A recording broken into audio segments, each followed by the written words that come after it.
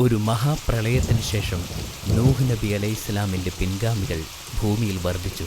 നൂഹ് നബിക്ക് ധാരാളം പുത്രന്മാരുണ്ടായിരുന്നു. അതിൽ കൂടുതൽ പേരക്കുട്ടികളുണ്ടായിരുന്നു. അതിനാൽ തന്നെ ഭൂമിയിലെ ജനസംഖ്യ അതിവേഗം വളർന്നുകൊണ്ടേയിരുന്നു.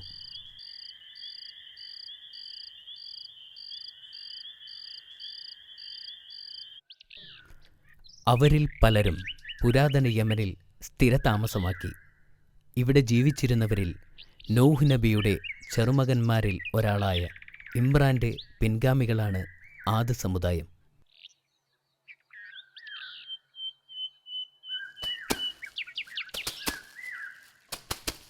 ആദ് സമുദായം സമ്പന്നരായിത്തീർന്നു. അവരുടെ കഴിവുകൾ പ്രകടിപ്പിക്കാൻ അവർ സമീപമുള്ള എല്ലാ മലമുകളിലുമായി വലിയ ഗോപുരങ്ങളെ പ്രതിഷ്ഠിച്ചു. അവരുടെ കഴിവിൽ ആദ് സമുദായം അഭിമാനിച്ചിരുന്നു. ആദ്യം അവരെല്ലാം നല്ല ഈമാനുള്ള മുസ്ലിം ആയിരുന്നു. അവർ അള്ളാഹുവിനോട് പ്രാർത്ഥിച്ചിരുന്നു. എന്നാൽ കാലം കഴിയുന്തോറും ശൈത്താൻ അവരെ വഴിതെറ്റിച്ചു. അവർ അള്ളാഹുവിൻ്റെ മുന്നറിയിപ്പുകളെ അവഗണിച്ച് വിഗ്രഹങ്ങളെ ആരാധിക്കുകയും മോശമായ വഴികളിലൂടെ കടന്നു പോവുകയും ചെയ്തു.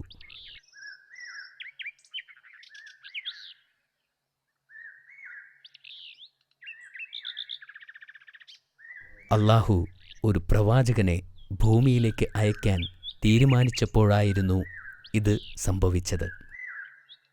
ഇക്കാലത്ത് അള്ളാഹു ഹൂദ് നബിയെ അവരിൽ നിന്ന് തന്നെ പ്രവാചകനായി തിരഞ്ഞെടുത്തു. വിശ്വാസയോഗ്യമായ ഉപദേഷ്ടാവായി അവരെ താക്കീത് ചെയ്യുകയായിരുന്നു. അള്ളാഹു എന്നെ നിങ്ങളുടെ അടുത്തേക്ക് അയച്ചിരിക്കുന്നു. അള്ളാഹു എല്ലാം പഠിപ്പിച്ചു. അവൻ നിങ്ങൾക്ക് ഈ ലോകത്തെ തന്നിട്ടുണ്ട്. അവൻ നിങ്ങൾക്ക് നിങ്ങളുടെ മക്കളെ തന്നിട്ടുണ്ട്.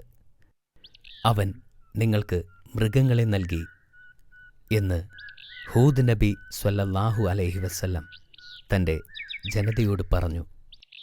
നിങ്ങൾ വ്യാജദൈവങ്ങളെ ആരാധിക്കുന്നത് നിർത്തണം. ഏകദൈവമേയുള്ളൂ, അവൻ്റെ കൽപ്പനകൾ അനുസരിക്കണം എന്ന് ഹൂദ് നബി തൻ്റെ ജനതയോട് പറഞ്ഞു.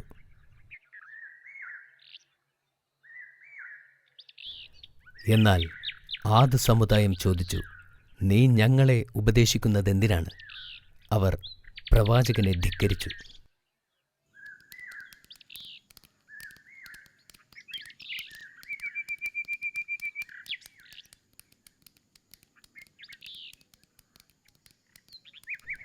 ദൈവത്തിൻ്റെ സന്ദേശം അറിയിക്കാൻ ഞാൻ തിരഞ്ഞെടുക്കപ്പെട്ടു.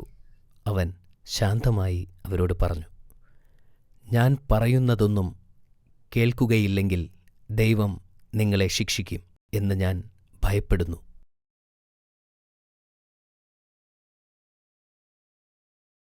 അദ്ദേഹത്തിൻ്റെ വാക്കുകൾ അവർ ചെവിക്കൊണ്ടില്ല. അവർ പറഞ്ഞു, നിങ്ങൾ ഒരു നുണയനാണ്. ഞങ്ങൾ നുണയൻ്റെ വാക്കുകളെ ശ്രദ്ധിക്കേണ്ടതില്ല. പ്രവാചകൻ പറഞ്ഞു, ഞാൻ കള്ളം പറയുന്നവനല്ല. ആദ് സമുദായം പറഞ്ഞു, നീ സത്യവാനാണെങ്കിൽ നീ പറയുന്നത് സത്യമാണെന്ന് തെളിയിച്ച് കാണിക്കേ. അള്ളാഹുവിൻ്റെ ശിക്ഷ ഞങ്ങളിലേക്ക് ഇറങ്ങുന്നത് കാണിക്കേ. ഹൂദ് നബിക്ക് ഇത് കേട്ടപ്പോൾ ദുഃഖവും നിരാശയുമായിരുന്നു. ഞാൻ ഒരു നുണയനല്ല, ഞാൻ ദൈവത്തിൻ്റെ പ്രവാചകനാണ്. അവൻ അവരോട് ആത്മാർത്ഥമായി പറഞ്ഞു. എന്നാൽ ആരും അവനിൽ വിശ്വസിച്ചില്ല. വ്യത്യസ്ത ആളുകളോട് പ്രസംഗിക്കാൻ പ്രവാചകൻ ശ്രമിച്ചു. പ്രവാചകൻ അവരോട് ചോദിച്ചു, അള്ളാഹു നിങ്ങൾക്ക് നിങ്ങളുടെ അധീനത നൽകിത്തന്നത് ഓർക്കുക.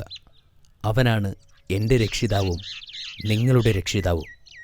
അതിനാൽ അവനെ നിങ്ങൾ വിശ്വസിക്കുക. ഞാൻ നേരത്തെ നിങ്ങൾക്ക് മുന്നറിയിപ്പ് നൽകിയിട്ടുണ്ട്. നിങ്ങൾ അള്ളാഹുവിനെ അനുസരിക്കാതിരുന്നാൽ അവൻ നിങ്ങളുടെ സ്ഥാനത്ത് മറ്റൊരു ജനതയെ തിരഞ്ഞെടുക്കും. എന്നാൽ ആദ് സമുദായത്തിൻ്റെ മൂപ്പന്മാർ നബിയെ തള്ളിപ്പറഞ്ഞു. അടുത്ത ദിവസങ്ങളിൽ ആ പ്രദേശത്തെ ഒരു വരൾച്ച വ്യാപിച്ചു. സൂര്യൻ്റെ ചൂടേറ്റ് മരുഭൂമിയിലെ മണൽത്തരികൾ ഉണങ്ങി. എന്നിട്ടും ജനങ്ങൾ വിഗ്രഹങ്ങളെ ആരാധിച്ചുകൊണ്ടിരുന്നു. എന്നാൽ വരൾച്ച 3 വർഷങ്ങൾ നീണ്ടുനിന്നു. ഒരിക്കൽ നബി തിരുമേനി നമസ്കരിച്ചപ്പോൾ അള്ളാഹു പ്രവാചകനോട് തൻ്റെ യഥാർത്ഥ വിശ്വാസികളെ കൂട്ടിച്ചേർക്കുവാനും ഈ നഗരം വിട്ട് പോകുവാനും പറഞ്ഞു. അടുത്ത ദിവസം നബി തങ്ങൾ തൻ്റെ അനുയായികളെയും കൂട്ടി ആ പ്രദേശം വിട്ടു. അള്ളാഹു ആദ് ജനതയെ ശിക്ഷിക്കാൻ പോവുകയാണെന്ന് അവനറിയാമായിരുന്നു.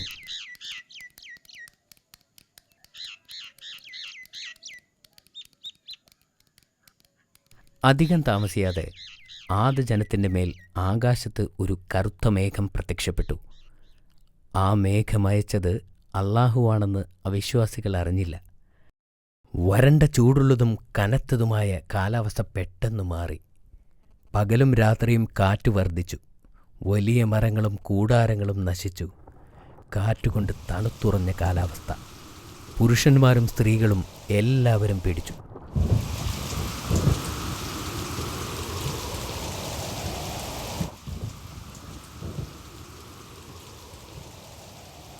അത് അള്ളാഹുവിങ്കൽ നിന്നുള്ള ശിക്ഷയാണെന്ന് മനസ്സിലാക്കി അവർ ഓടി രക്ഷപ്പെട്ടു. വീട്ടിലേക്ക് ഓടി ഒളിച്ചിരുന്നു. പക്ഷേ ശക്തമായ കാറ്റ് അവരുടെ വീടുകൾ തകർത്തു. ജനങ്ങൾ അവർ കെട്ടിപ്പടുത്ത വലിയ കെട്ടിടത്തിൻ്റെ അടിവാരത്തിൽ ഒളിച്ചിരുന്നു. എന്നാൽ കാറ്റ് വളരെ ശക്തമായിരുന്നു. കെട്ടിടങ്ങൾ തകർന്നു വീണു. അവിശ്വാസികൾ അതിനിടയിൽപ്പെട്ട് മരിച്ചു.